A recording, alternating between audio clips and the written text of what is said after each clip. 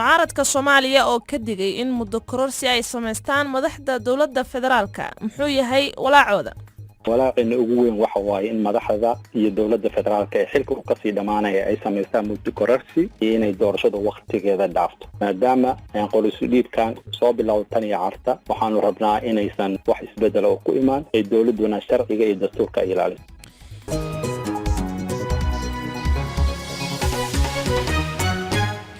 xisbiyada mucaaradka ee Soomaaliya ayaa ka digaya in madaxda dawladda federaalka ay muddo kororsi sameeyaan kadib markii shalay guddoonka baarlamaanka uu dib u dhigay furitaankii golaha iyo warbixin la filayay in laga dhageysto guddiga doorashooyinka maalinta biri ah madaxda dawladda ayaan iyagu ka hadlin arrintaasi lagu eedeynayo haddaba xisbiyada diidan muddo kororsiga waxaa ka mid ah xisbiga Gurmad oo uu ka tirsan yahay wasiirkii hore ee howlaha guud ee Soomaaliya injineer Saadiq Cabdulaahi Cabdi khadka telefoonka ayuu ugu waramay Samiir Cabdulaahi Jaamac walaacina ugu weyn waxa waaye in madaxda iyo dawladda federaalka ee xilka u kasii dhamaanaya ay sameystaan muddo kororsi iyo inay doorashada waqtigeeda dhaafto maadaama aan qolis dhiibkan soo bilowday tan iyo carta waxaanu rabnaa inaysan wax isbedel oo ku imaan ay dawladuna sharciga iyo dastuurka ilaaliso maxaa keenay tuhunka ku aadan in muddo kororsi ay jirto iyadoo dawladduba aysan arrintaasi weli ka hadlin dabcan fakti xaqiiqan shirka jiraa'id ku sheegnaa kaga hadalnay ay ugu horeyso in doorashooyinkii one man one vote ay xukuumaddu ballan qaaday muddadii 4 sano ee hadda almost 7 bilood ay ka harsan tahay ay ahayd in wax badan la qabto gaabis iyo dibadhac shaqo ku yimid barinta guddiga madax bannaan ee doorashooyinka qaran hadday hadlaan waan hadleynaa wixii aan nooga aadan ayaanu sheegi doonaa laakiin annagu ujeedkeena iyo walaaceena waxa waaye in ay doorashadu waqtigeeda ku dhacdo wax xil kororsi ahna aanan loo samayn dalalka qaar ee gobolka ku yaala sida dalka Itoobiya waxa lagu dhawaaqay in dib loo dhigay doorashadii cudurka corona awgi marka soo uma aragtaan in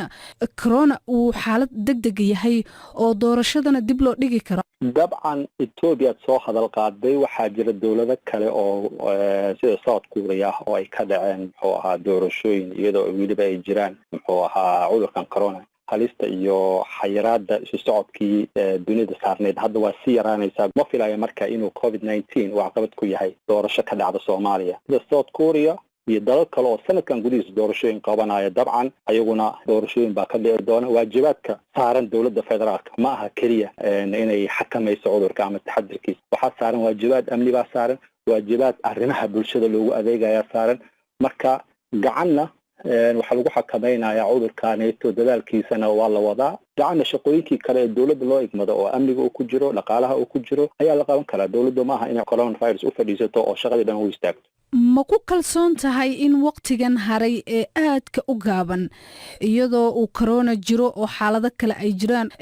lasoo dhammaystiro diyaargarowga ee xisbiyada ama diiwaangelintooda ama habraaca doorashada iyo wixii la mid a dabcan aad baan ugu kalsoonaya haddii daacad laga yahay in hawsha dawladda u taala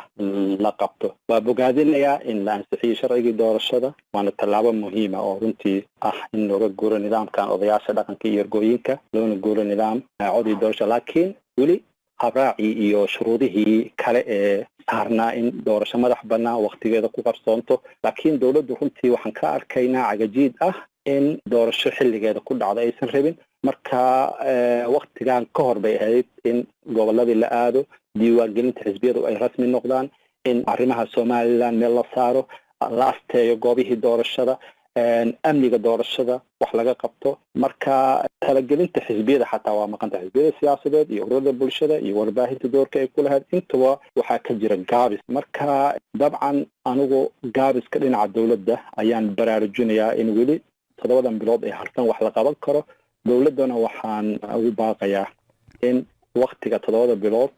ee harsan ay ka faa'iideysato dalkana aysan gelin faakum iyo qalalaasyo siyaasadeed markay doorasho soo dhowdahay marka dawladda laga soo tago xisbiyada ololay sameeyaan bulshada isbaraan waxyaabay soo bandhigaan musharaxiintooday soo bandhigaan marka waqtigan xisbiyada laftigooda ma ku filnaan karaa in ay is soo bandhigaan oo shacabkii ay isbaraan xisbiyadu dabcan waa u diyaarsanayeen qaar badan oo isdiiwaan geliya oo sugaya inay diiwaangelin rasmi sameeyaan oo ay dowladdu markaa horkacdo in xafiisyo ay ka furtaan gobolada yacni shaqadii dowladda ahayd inay wada shaqayn ay kala dhexayso dowlad goboleedyada khilaafka dastuurka arrimaha federaaleynta intaa xalka dowladdu ayadaa looga fadhiyey si markaa xisbiyadu ay xafiisyo uga furtaan gobolada dalka doorka xisbiyadu runtii waa mid muuqda laakiin doorka gaabiska ah aan baraarujinayn in wax laga qabto waa doorka dowladda. wasiirkii hore ee howlaha guud ee Soomaaliya injineer Saadiq Cabdulaahi Cabdi oo ka tirsan xisbiga Gurmad ayuu ahaa oo Samiir Cabdulaahi Jaamac u waramayay isla qodobkaasan Facebook eegoo dhageystayaasha ra'yigooda ka soo dhiibtay waxa kamid ah